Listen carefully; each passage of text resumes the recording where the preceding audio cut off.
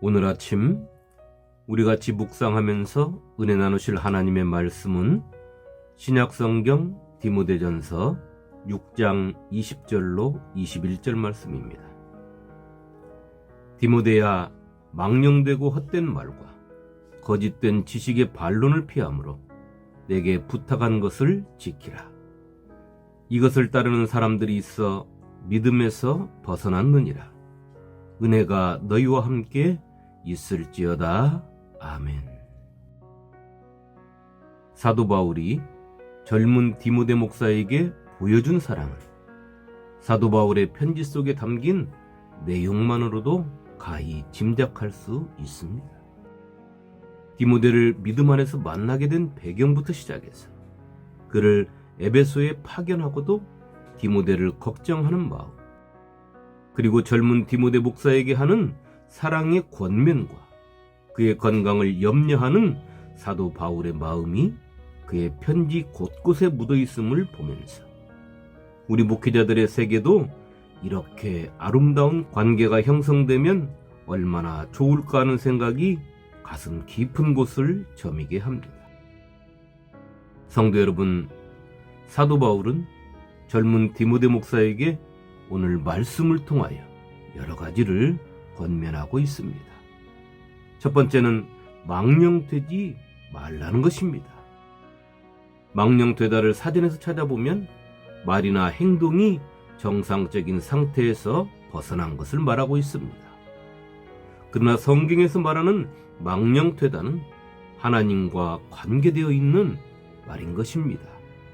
믿음이 없는 행동이나 하나님을 믿지 않고 하는 행동, 하나님을 의식하지 않는 행동이며 잠언서에서는 하나님 앞에 무례하고 교만하다라고 말씀하고 있으며 하나님의 은혜를 값싼 것으로 취급하는 것을 말하고 있는 것입니다.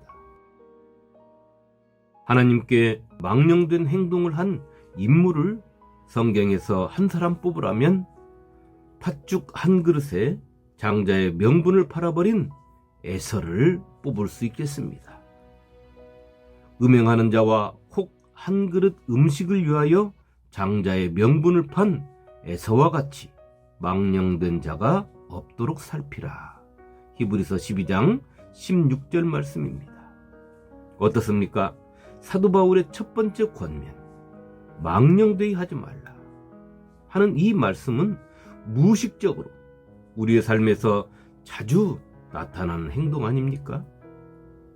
이런 행동을 목사가 부지중에 함으로 성도가 보고 시험에 빠져 신앙에서 떨어져 나가게 할 수 있는 것이고, 성도가 부지중에 함으로 세상 사람들이 보고 예수님과 한 발자국 더 멀어질 수 있게 하는 것이 되는 겁니다. 히브리서 기자는 망령된 행동을 한 에서가 회개할 기회를 얻지 못했다고 기록하고 있습니다. 너희가 아는 바와 같이 그가 그 후에 축복을 이어받으려고 눈물을 흘리며 구하되 버린 바가 되어 회개할 기회를 얻지 못하였느니라. 히브리서 12장 17절 말씀입니다. 성도 여러분, 히브리서 기자의 이 말씀은 창세기의 실제 상황과는 맞지 않는 것 같습니다. 에서가 아버지 이삭의 축복을 못 받은 것은 팥죽 한 그릇에 장자의 명분을 팔았을 때가 아니라 동생 야곱이 어머니 리브가와 결탁하여 자신의 모습을 하고 눈이 어두운 아버지 이삭을 속이고 축복을 가로챘을 때의 일이기 때문입니다. 그러나 히브리서 기자의 이 기록은 에서는 팥죽 한 그릇에 장자의 명분을 팔았을 때 그는 이미 하나님을 떠난 자가 되었다는 것을 우리에게 말하고 있는 것입니다. 성경을 보면 우리가 알 수 있듯이 하나님께서 언약하신 땅, 할아버지와 아버지가 계신 땅을 그 스스로가 버리고 떠난 것입니다. 그 에서가 하나님의 언약의 땅을 떠난 것은 하나님을 믿는 믿음도 하나님을 의지하는 마음도 없었기 때문이며 에서는 자신의 힘과 능력을 믿었기 때문인 것입니다. 그렇게 에서는 사도 바울이 말하는 것처럼 믿음에서 벗어난 자가 된 것입니다. 두 번째는 헛된 말을 하지 말라는 것입니다. 영어 성경에 보면 제잘거린다, 수다를 떤다 라고 되어 있습니다. 그러니까 목사가 되어서 성도들과 쓸데없는 말, 값어치 없는 말, 필요 이상의 관심을 가지고 간섭하는 말들을 피하라고 하는 것입니다. 성경은 우리에게 혀에 대하여 사람의 신체 중에서 가장 조심해야 할 지체라고 말하고 있습니다. 우리 속담에도 혀를 잘못 눌리면 삼족이 멸한다 라는 속담도 있고, 또 말 한마디를 잘해서 천냥빚도 갚는다는 말도 있습니다. 그러나 혀를 잘못 눌려서 화를 부를 때가 우리의 인생사에서는 훨씬 더 많은 것 같습니다. 성경에는 많은 곳에 혀에 대한 말씀들이 있습니다.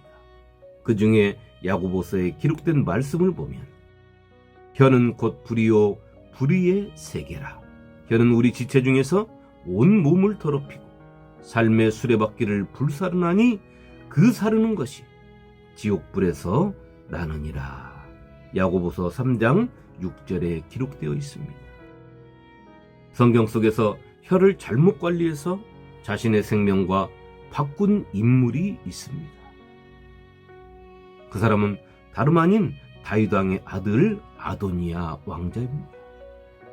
그가 스스로 일어나 왕이 되겠다고 하였지만 다윗 왕이 솔로몬을 자신의 뒤를 이을 왕으로 삼음으로 자기가 죽게 되었을 때 그가 성전 제단불을 잡고 자신의 생명을 구걸하여 솔로몬 왕의 칼날로부터 간신히 목숨을 구했지만 시간이 흘러서 그의 입안에 혀를 통하여 나온 한마디가 그의 생명을 끊게 한 것입니다. 그가 이르되 청하건대 솔로몬 왕에게 말씀하여 그가 수넴 여자 아비삭을 내게 주어 아내를 삼게 하소서. 왕이 당신의 청을 거절하지 아니하리이다. 열왕기상 2장 17절 말씀입니다. 아도니아 왕자가 솔로몬 왕의 어머니 밧세바에게 청하는 것은 자신의 아버지 다윗 왕의 여자를 지금 자신에게 줄 수 있도록 솔로몬 왕에게 청을 넣어달라는 것입니다. 그의 이 말은 자신에게 화살이 되어서 그 목숨을 잃게 되었던 것입니다. 이처럼 잘못된 말은 그 사람의 생명까지도 앗아갈 수 있듯이 목사가 말을 많이 하고 필요 이상의 말을 하면 할수록 그만큼 실수할 수 있고 은혜가 되지 않는 것은 당연한 것입니다. 그렇기에 사도 바울도 젊은 디모데 목사에게 믿음에 도움되지 않는 쓸모없는 필요 이상의 말을 하지 말라고 권면하고 있는 것입니다. 세 번째는 거짓된 지식의 반론을 피하라는 것입니다. 거짓된 지식은 무엇을 말하는 것일까요? 사도 바울은 다른 복음, 다른 교훈이라고 말하고 있습니다. 그것은 그 당시에 영지주의자들이 전하는 교훈이나 율법주의자들이 전하는 교훈을 말하는 것으로 사도 바울은 이런 잘못된 복음에 대하여 단호하게 말하고 있습니다. 다른 복음은 없나니 다만 어떤 사람들이 너희를 교란하여 그리스도의 복음을 변하게 하려 함이라. 그러나 우리나 혹은 하늘로부터 온 천사라도 우리가 너희에게 전한 복음 외에 다른 복음을 전하면 저주를 받을지어다. 갈라디아서 1장 7절로 8절 말씀입니다.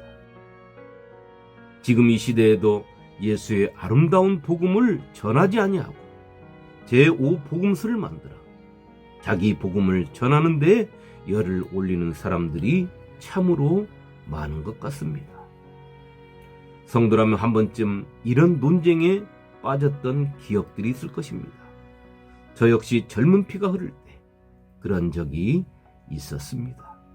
전도관을 다니던 친구와 만날 때마다 논쟁을 벌이고 그것도 모자라서 그곳까지 찾아가서 논쟁을 벌였던 기억이 납니다.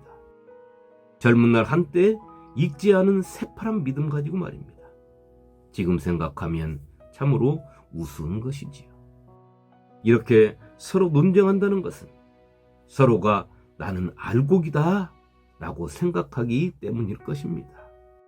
어릴 적 추수할 때 들판에 가면 지금은 다 기계로 끝내지만 그때는 낫으로 베어서 홀대에다 대고 볕단을 훑어서 하던 생각이 납니다.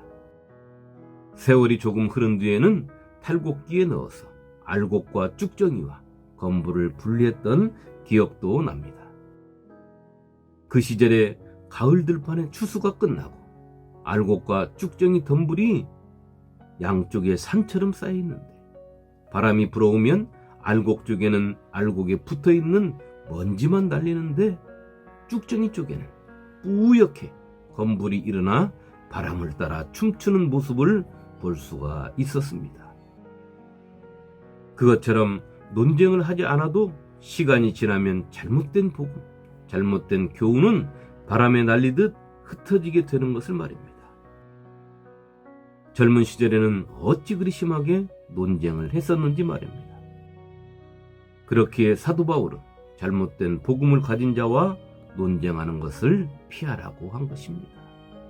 성도 여러분, 사도 바울이 디모데 목사에게 권면하는 내용을 살펴보면 하나님 앞에서 망령된 행동을 하는 자, 쓸데없는 이야기를 자주 하는 자, 그리고 상대가 누구든 가리지 않고 말씀을 논쟁거리로 삼는 자가 내가 된다면 내가 속한 가정, 내가 속한 교회, 내가 속한 사회가 얼마나 어두운 모습이 되겠습니까? 그런데 사도 바울은 이런 것들을 따르는 사람들이 있다는 것입니다.